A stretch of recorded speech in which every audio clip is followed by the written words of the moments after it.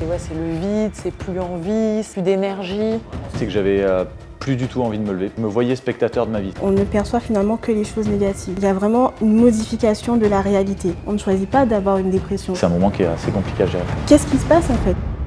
Bienvenue sur ma chaîne YouTube consacrée à la santé. Abonne-toi si tu as envie d'en savoir plus sur la santé mentale grâce à ma série de vidéos Santé sans tabou. Oh, c'est déprimant, t'es dépressif ou quoi? Bon allez, c'est juste une question de volonté. C'est un petit coup de mou ou une petite déprime. Ce sont autant d'expressions qu'on utilise dans notre quotidien à mauvais escient. Ces expressions participent à la stigmatisation des personnes souffrant de syndrome dépressif qui est une véritable maladie. L'INSERM estime qu'une personne sur 5 souffrira d'un syndrome dépressif au cours de sa vie. Et ce qu'on constate malheureusement, c'est que la prévalence de la dépression augmente ces dernières années et notamment chez les jeunes. Alors c'est un véritable enjeu de santé publique et nous devons continuer à libérer la parole sur ce sujet. Alors bienvenue dans ma nouvelle vidéo, on est là pour déconstruire les préjugés et parler ouvertement de ce qui se passe dans notre tête. On va justement tenter de définir clairement ce qu'est la dépression avec notre invité du jour et spécialiste, Louvaine, tu es psychiatre. Oui, effectivement, bonjour à tous. Et Camille Lacour, que vous connaissez tous certainement,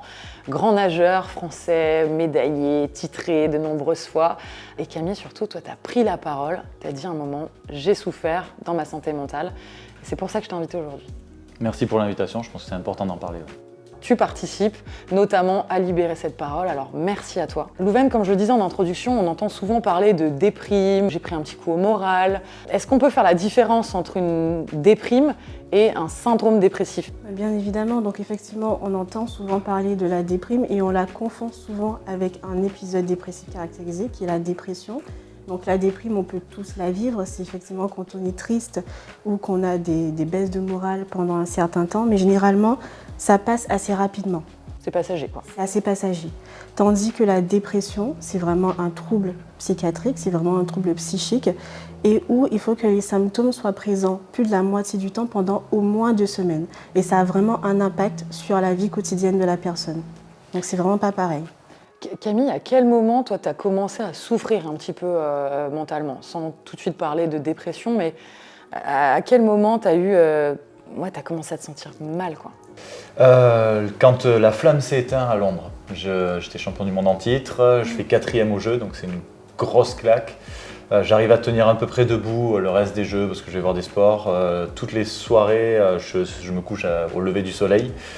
Pas forcément sobre et en fait quand tout s'arrête, quand je rentre chez moi, là, je me rends compte que je suis dans un toboggan et qu'il n'y a rien, il n'y a pas de goût, il n'y a pas de sens, il n'y a pas d'objectif et au début je me dis bon bah c'est pas grave, ça arrive, je viens de rater, j'ai le droit d'être déçu aussi et en fait ça dure beaucoup plus longtemps et c'est bien après moi que j'ai mis ce moment, je disais que c'était un moment difficile en fait, c'est bien plus tard que j'ai dit, quand on m'a dit, c'était soit un burn-out, soit une dépression, enfin peu importe le moment et au début je me disais non, pas moi, je suis un champion quand même. Et en fait, en creusant, en me renseignant, j'ai vu que tous les gens qui vivaient cette expérience sont des gens forts en fait. Parce que les gens qui sont un peu faibles, c'est comme les arbres, ça se plie. Et ceux qui veulent rester droits alors que c'est trop dur, ça casse quoi. Et moi j'ai vraiment eu cette impression que tout s'est cassé, il n'y avait plus rien quoi. Ouais, là tu le décris un peu, mais c'est quoi? C'est le vide, c'est plus envie, c'est plus d'énergie. Vraiment, ce qui me choquait, c'est que j'avais plus du tout envie de me lever, plus aucun intérêt. Et vraiment, ce qui était très étrange, c'est que je me voyais spectateur de ma vie, c'est-à-dire que je me voyais autour d'une table en train de boire l'apéro avec des amis. Et sans être présent, c'est ça? Sans être dans le moment. Et moi j'étais vraiment comme si j'avais un spectre qui me regardait, genre moi tout gris et un mec qui faisait semblant d'être heureux, en disant putain mec, ça n'a aucun sens ce que tu fais quoi. Et j'ai plein de moments comme ça en fait où en fait je me vois faire le mec qui va bien quoi. Ouais. Et je bois un petit peu trop à ce moment-là, il y a plein de choses qui se mettent en place et donc ouais c'est un moment qui est assez compliqué à gérer. Ouais, tu reconnais du coup les symptômes un peu de la dépression? Oui, totalement. Donc c'est vrai que quand on parle de dépression, il faut qu'il y ait plusieurs critères qui soient réunis, au moins 5 sur plusieurs. Et il y a effectivement cette tristesse de l'humeur, il y a effectivement il y a une fatigue, il y a ce sentiment de vide qui peut être présent. Donc soit on peut avoir une tristesse ou on peut avoir un sentiment de vide. On peut également avoir ce sentiment de perte d'intérêt. Donc les choses qu'on pouvait faire Auparavant, en fait, on a l'impression que ça n'a plus aucun sens, on n'a plus goût finalement à la vie. Ce qu'on aimait faire, les loisirs. Exactement. Et puis il peut y avoir également des troubles au niveau, enfin des difficultés à s'endormir. Soit on s'endort beaucoup, soit on dort beaucoup, ou au contraire, on dort moins. Il peut également avoir des difficultés au niveau de l'alimentation, donc avec une perte ou une prise de poids. Et il y a pas mal d'autres symptômes. Mais quand ils sont présents de manière quotidienne ou quasi quotidienne pendant plus de 2 semaines, on peut commencer à faire le diagnostic. Ouais, c'est assez court en fait, quand même, 2 semaines. Donc on se rend compte qu'on peut quand même basculer assez rapidement, rentrer assez rapidement dans une vraie pathologie mentale. Effectivement. Et après, il y a aussi cette notion où il y a beaucoup de pensées négatives qui peuvent survenir, où finalement, on voit, ça fait comme si on a un espèce de spectre où on ne perçoit finalement que les choses négatives. Il y a vraiment une modification de la réalité. On peut être en famille avec ses amis et se dire mais pourtant je passe un bon moment et je comprends pas en fait où est le problème. Donc il peut y avoir également un sentiment de culpabilité. On peut s'en vouloir à se dire mais j'ai tout pour être heureux et pourtant je ne le ressens pas. Qu'est-ce qui se passe en fait? Et on ne choisit pas d'avoir une dépression. C'est une maladie. On ne le choisit pas. C'est difficile d'aborder ces souffrances psychologiques, sa santé mentale, quand d'apparence, on a tout. C'est ça, quand on m'a demandé d'en parler, quand j'ai commencé à réfléchir, je me suis dit mais attends, je vais dire que j'étais en dépression alors que j'étais champion du monde, j'étais égérie pour des marques de joaillerie extraordinaires, j'avais un peu d'argent, à l'époque j'étais avec la maman de ma fille qui était Miss France. Fin de l'extérieur, on me considérait comme beau gosse. Fin de l'extérieur, il y avait tout qui devait aller, quoi. Et en fait, à l'intérieur, c'était vide. Donc, à un moment donné, je me dis, mais je suis pas légitime pour parler de ça. Il y a des gens qui c'est tellement pire. Et quand j'ai commencé à en parler autour de moi, il y a tout le monde qui avait cette phrase en se disant, ah ouais, on se sent tellement pas légitime d'en parler. Parce qu'il y a toujours pire ailleurs. Mais en fait, c'est pas ça le vrai problème. C'est que si on n'est pas bien, on a le droit de pas être pas bien, et peu importe. Notre vie en fait, c'est qu'à un moment donné, on n'est pas en accord avec soi-même ou il y a quelque chose qui ne va pas et peu importe ce que les gens extérieurs pensent. Ouais, c'est ce qu'on dit, c'est que ça peut arriver à tout le monde, à des moments où on ne s'y attend pas dans sa vie, ou d'apparence, voilà, tout va bien. Comment t'as fait du coup, parce que c'était pas la fin de ta carrière à ce moment-là. Non, c'était pas prévu comme ça en plus.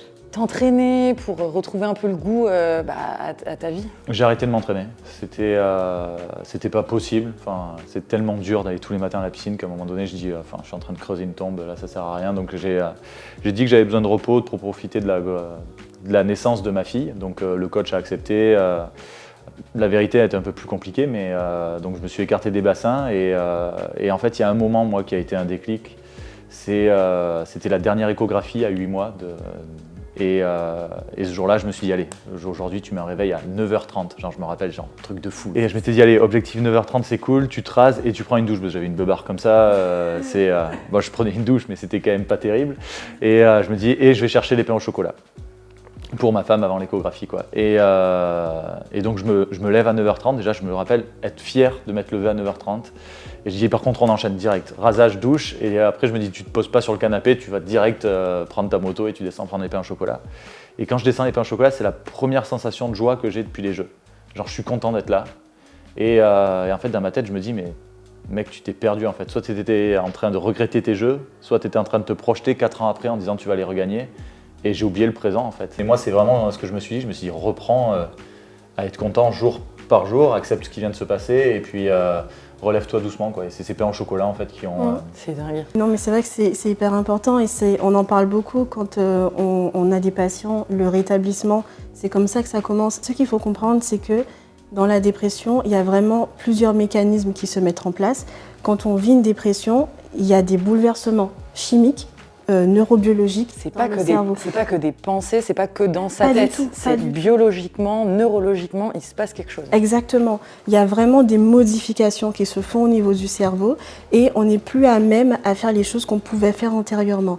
Il y a vraiment des structures qui se modifient Et il y a une baisse de la motivation, il y a une baisse de l'envie et tout devient coûteux. Sortir du lit devient coûteux, prendre une douche devient coûteux. On essaye de voir ce qu'on peut faire étape par étape. Si même là, vous arrivez à sortir du lit, c'est bien. Si vous arrivez à prendre une douche, c'est bien. Si vous arrivez à sortir de chez vous, aller en bas, prendre du pain, par exemple, en fait, c'est déjà une victoire. Parce que, en fait, la dépression, ça écrase. C'est vraiment terrible, ça écrase. Ouais, ça prend toute la place dans la vie quotidienne. Ça prend vraiment toute la place, c'est usant. Et ça ne se voit pas. En tout cas, les autres ne le voient pas. On a surtout l'impression qu'à chaque fois, c'est trop peu. Ouais. Genre, de se lever à 9h30, d'aller prendre une douche et d'aller chercher le pain, on rentre, on est crevé, ce qui est irrationnel. Oui. Et en fait, dans un état normal, on se dirait, bon, bah, c'est cool, j'ai passé une petite matinée, maintenant je peux faire quelque chose. Et là, on se dit, tout ça, et ça sert à rien, quoi. J'ai fait ma mission du jour. Ouais, il n'y a pas le positif, quoi. C'est ça qui moi, j'ai vécu très... Ce que moi, je dis généralement quand je vois des personnes, c'est... En fait, il faut penser par exemple à un avatar. Imaginons qu'on a un avatar qui a une jauge ouverte.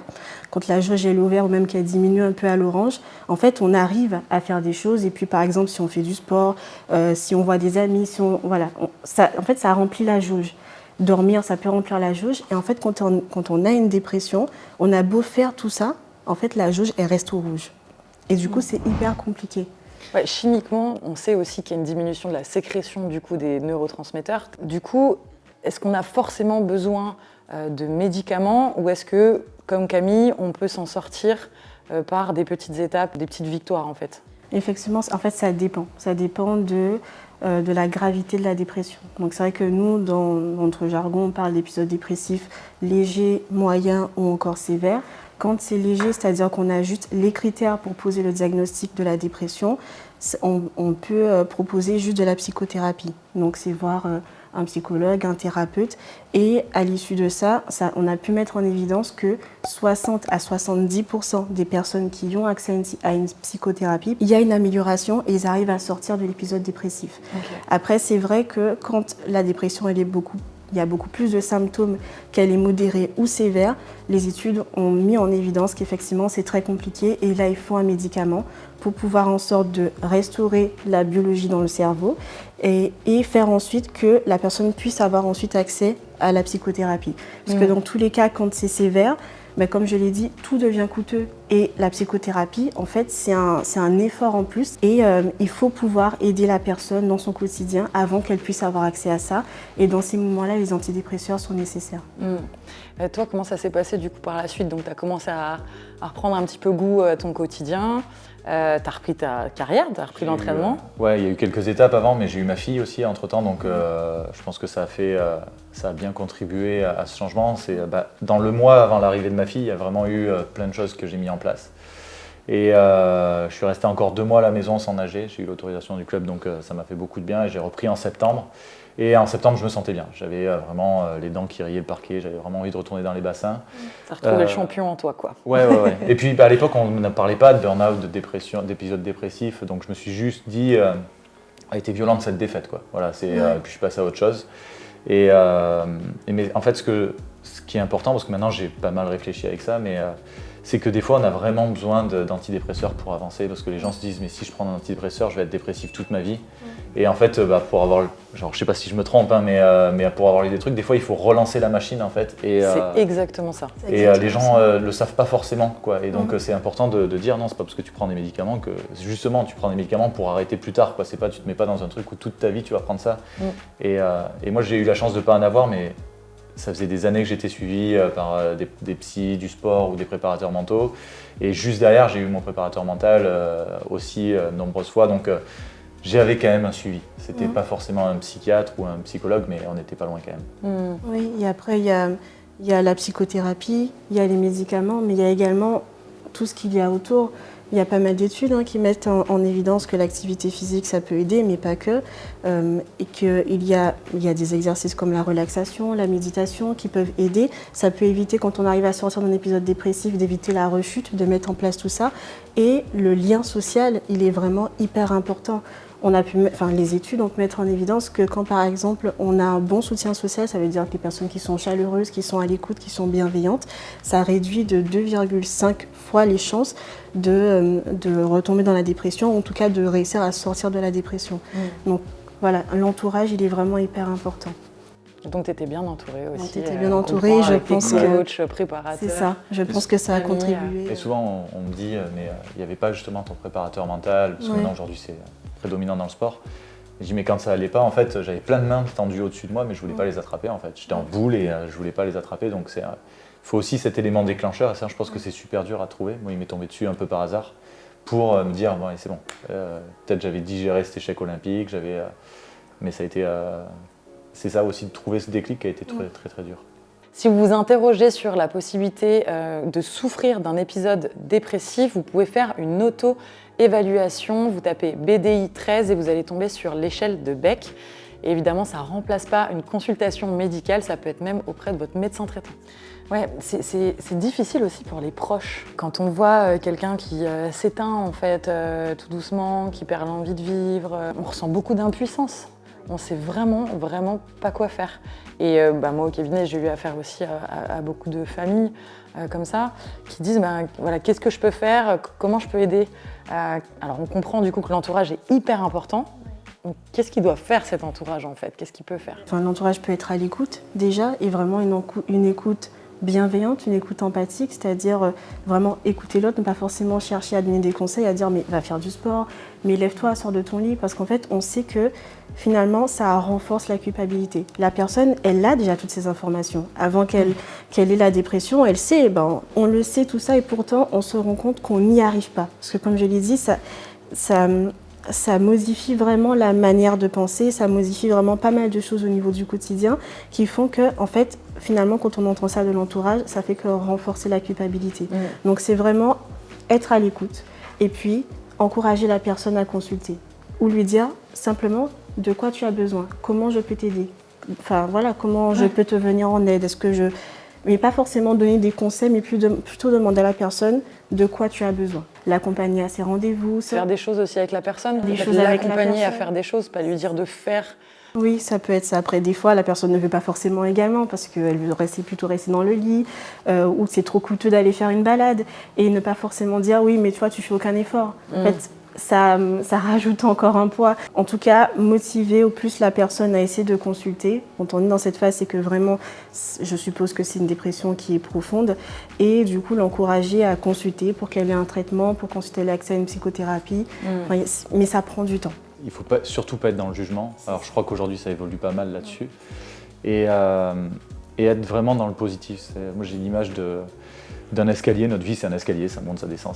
Et des fois les marches là, quand on est au fond, les marches elles sont vraiment très hautes. Et de se dire que n'importe quelle petite marche en fait qu'on avance, c'est déjà une récompense, et de pas dire c'est tout. Parce que ça c'est super violent. Et de dire ok, t'as pas envie de se balader, viens juste on va prendre un peu de soleil, 5 minutes sur le banc à côté. Et demain on en fera 10, et peut-être demain on ira au banc d'à côté encore. Et en fait vraiment de reprendre des objectifs qui sont atteignables, parce que tout nous paraît irréalisable à ce moment-là. Ouais, c'est vrai. Si vous voulez ne pas manquer mes autres vidéos au sujet de la santé mentale, abonnez-vous. Comment a été ton entourage du coup avec toi? Donc au début tu n'en as pas trop parlé, après tu as réussi à mettre des mots.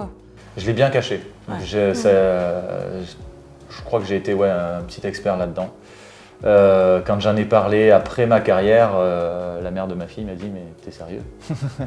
Je dis « ouais, j'ai vraiment vécu ça et tout ». Elle me dit « waouh ». C'est vrai qu'elle a vu que je me levais pas, elle a vu que c'était… moi qui suis un fan de sport, je restais au lit au lieu d'aller courir sur le bord de la corniche. Il y avait plein de choses qui avaient changé, mais elle me disait « oui, je pensais que c'était juste les jeux ». Et je dis non, ça a été un peu plus compliqué, mais c'est vrai que je ne l'ai pas montré parce qu'on n'en parlait pas, parce que je n'avais pas envie de me faire juger. Et puis aussi, quand on est sportif de haut niveau, on est très arrogant, très égocentrique, très égocentré, tout ce qui est égo, c'est pour nous. Donc à un moment donné, c'était pas jouable pour moi d'accepter que j'avais une faille comme ça, même personnellement en fait. Donc le dire aux autres, c'était encore une marche qui était beaucoup trop haute. Et à la fin de ma carrière, une fois que j'ai raccroché le maillot et tout, j'ai beaucoup réfléchi à tout ça et j'aurais adoré… je pense que c'est aussi mon changement de vie qui m'a fait tomber là-dedans. Pas forcément que l'échec olympique, parce que justement j'étais très tourné vers moi-même.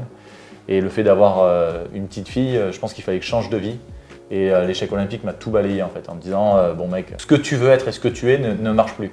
Et je pense que il y a eu un peu de ça. Alors je sais pas si c'est réel ou pas, mais en tout cas moi je l'ai vraiment senti comme si… mon cerveau, il s'est mis sur pause en disant on n'est pas sur la bonne route, remets-toi, on repart tout en bas et tu vas prendre le bon chemin, quoi. Parce que là, on s'écarte trop de ce que tu veux être. La question de l'ego aussi et de l'acceptation de la souffrance, du fait d'être psychologiquement en souffrance, donc d'avoir une maladie psychiatrique. C'est tabou. Ça, c'est hyper tabou et c'est vraiment dur pour certains profils de personnes aussi qui voilà, sont... Mais en fait, on se dit que... Une image à tenir, quoi. C'est ça, on a cette idée que ce ne sont que les personnes qui sont faibles qui peuvent avoir une dépression, alors que ça peut vraiment toucher tout le monde. Et c'est vrai que ça peut se manifester à des moments où en fait, on est en contradiction avec... notre vie actuelle est en contradiction avec nos valeurs ou avec ce qu'on aimerait. Il y a des enjeux psychologiques, il y a des enjeux de la vulnérabilité également. Les études ont pu mettre en évidence, il n'y a pas que le facteur environnemental, il n'y a pas que le facteur psychologique, il y a également une vulnérabilité génétique, c'est-à-dire si on a dans la famille des personnes qui ont des troubles de l'humeur, comme la dépression, on a déjà des fragilités en nous. Et après, en fonction des différents stress qui peuvent se manifester dans notre vie, ça peut se déclencher également. Et puis dans les sports de haut niveau, on sait qu'il y a pas mal de stress. Il y a beaucoup de stress, on se met beaucoup de pression, il y a beaucoup d'enjeux. Et c'est vrai qu'on tient, et puis quand on peut lâcher, des fois tout peut s'écrouler. C'est pas toujours le cas, mais tout peut s'écrouler. Et l'objectif, c'est, comme vous l'avez très bien fait, c'est d'essayer de maintenir quelque chose, d'y aller pas à pas forcément de se dire je veux absolument retourner à ma vie d'avant, mais se rendre compte, déjà admettre la situation, se rendre compte de ce qui se passe, être honnête avec soi, c'est vraiment hyper important. Vous avez dit qu'il y avait l'aspect génétique aussi. Oui. Comment ça se passe pour les enfants si on sait qu'il y a un terrain qui peut être glissant là-dessus? Il faut aller... Comment on peut prendre les devants? Il faut vraiment se dire qu'on a tous un héritage génétique, mais ce n'est pas parce qu'on a des prédispositions génétiques que forcément on aura un trouble.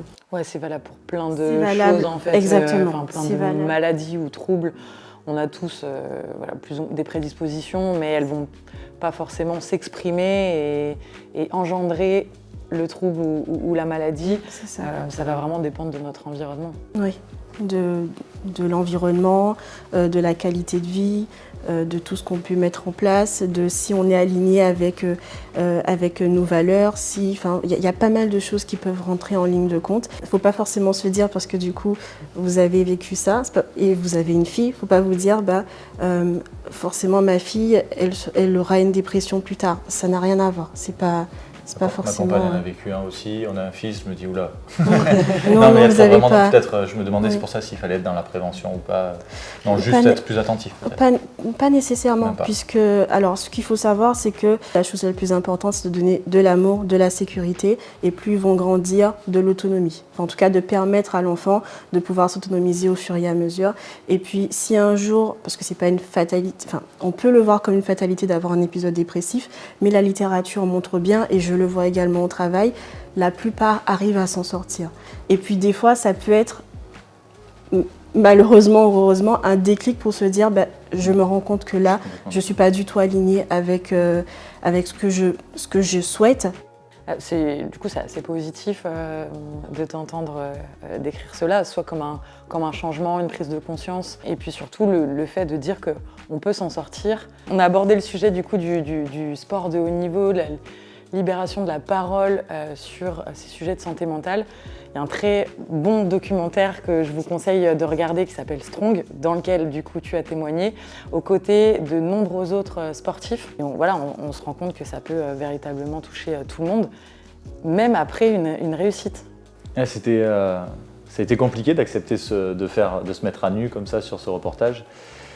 Et quand j'ai vu les témoins, quand j'ai vu un peu ce qu'on racontait, c'était très différent et c'est ça que j'ai aimé en fait. C'est Perrine Lafont, pour nommer qu'elle, a vécu un burn-out ou une dépression après son titre olympique en fait, parce qu'elle est arrivée tout en haut et derrière elle ne savait plus où aller, quoi. Et il y a quoi d'autre après, quand j'ai tout gagné, j'ai eu mon titre olympique. Une fois qu'on est tout en haut de la montagne, le premier pas, on est obligé de redescendre, quoi. Et quand on n'est pas prêt, on tombe. Et là, ça tombe jusqu'à tout en bas. Et en fait, c'est ça que je me suis dit. Il y a beaucoup de choses qui passent par le sport. Et aujourd'hui, il faut qu'on ait le courage de le démocratiser. Et de dire que ça n'arrive pas qu'aux faibles. Parce que voilà, il y a quand même du palmarès sur ce reportage. Et on se dit... les gens nous voient un peu comme des super-héros à tort, mais au moins on parle de quelque chose qui est vraiment très important dans notre société actuelle et c'est bien au moins d'enlever cette charge mentale parce que déjà quand on a un burn-out c'est violent, donc si en plus on culpabilise de l'avoir, il n'y a pas besoin quoi. Ouais, enlever la culpabilité, pouvoir s'identifier, pouvoir accepter avancer, pouvoir accepter ce qui se passe et pouvoir avoir le courage de demander de l'aide. C'est une force de se rendre compte qu'on a besoin d'aide et d'accepter de se faire aider. C'est important quand on sent qu'on n'y arrive pas seul, de se dire c'est vrai que des fois c'est moi qui ai cette figure de force et j'arrive à aider les autres et accepter qu'en retour on puisse être aidé quand c'est nécessaire. Il y a une chose que je voulais également préciser par rapport à l'hospitalisation, c'est que la plupart du temps, on hospitalise durant les temps de crise. Une fois que la crise elle est passée, on oriente la personne vers l'ambulatoire. Donc ça veut dire qu'on ne va pas rester hospitalisé toute sa vie. Je sais que c'est... On voit ça dans les films quand même, beaucoup, genre les hospitalisations à l'hôpital psychiatrique coincé. C'est pas le cas. La plupart du temps, c'est 2 à 3 semaines, des fois ça peut aller jusqu'à 3 mois en fonction de l'épisode. Mais ensuite, on sort de l'hôpital. Et ça va beaucoup mieux. Et ça va, en tout cas, on essaie de faire en sorte que ça aille beaucoup mieux. On a parlé du coup de traitement antidépresseur, donc pas forcément nécessaire, mais qui peut être nécessaire dans les cas de dépression sévère, de l'activité physique qui fait du bien. Et on peut aussi avoir besoin de passer par l'hôpital. L'hôpital psychiatrique, l'hôpital spécialisé dans la prise en charge de ces troubles, est encore vraiment diabolisé. Quand on dit hôpital psychiatrique ou HP, ça fait peur quoi.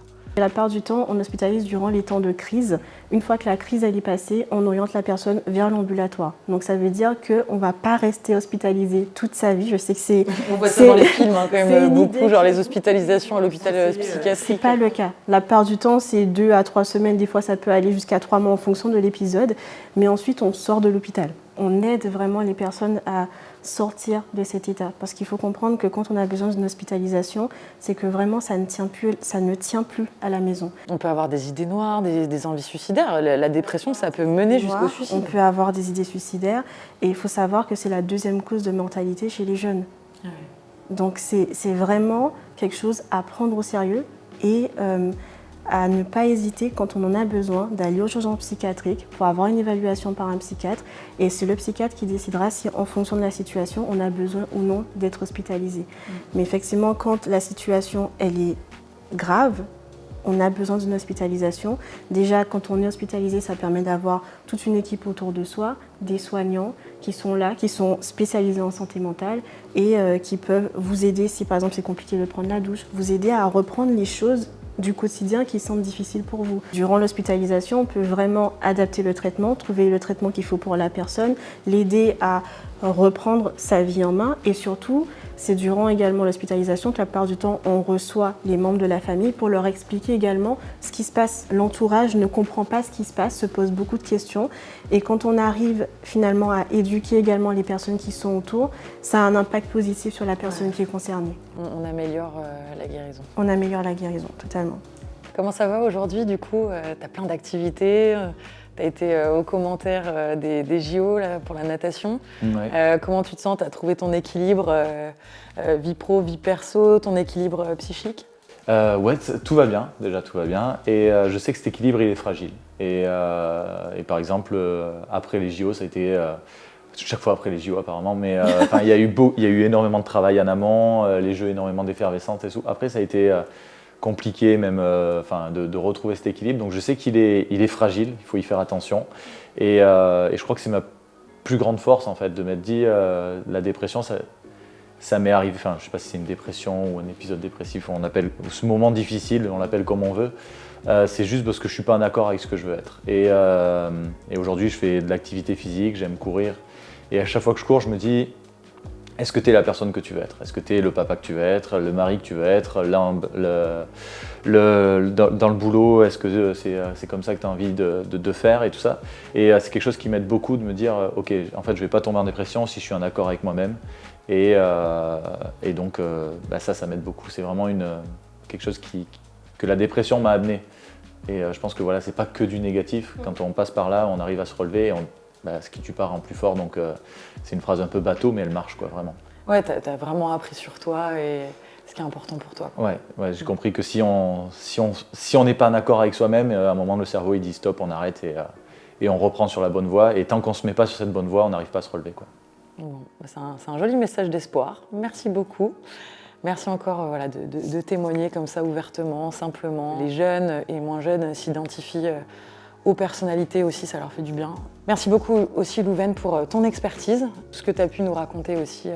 Voilà, on a bien compris qu'on pouvait tous être concernés. Donc n'hésitez pas vraiment, si vous sentez en situation de souffrance psychologique, vous sentez que vous perdez l'envie de vivre, vous avez des idées noires, de la tristesse, n'hésitez pas vraiment à demander de l'aide, c'est le plus important et vous allez pouvoir rentrer dans un protocole de soins et vous en sortir. Si vous avez besoin de plus d'informations et si vous avez besoin d'aide, je vous partage des ressources très utiles en description là sous la vidéo. Notamment, il existe le dispositif Mon Soutien Psy pour bénéficier de consultations psychologiques remboursées par l'assurance maladie. Allez, je vous suggère une autre vidéo, celle-ci ou celle-ci.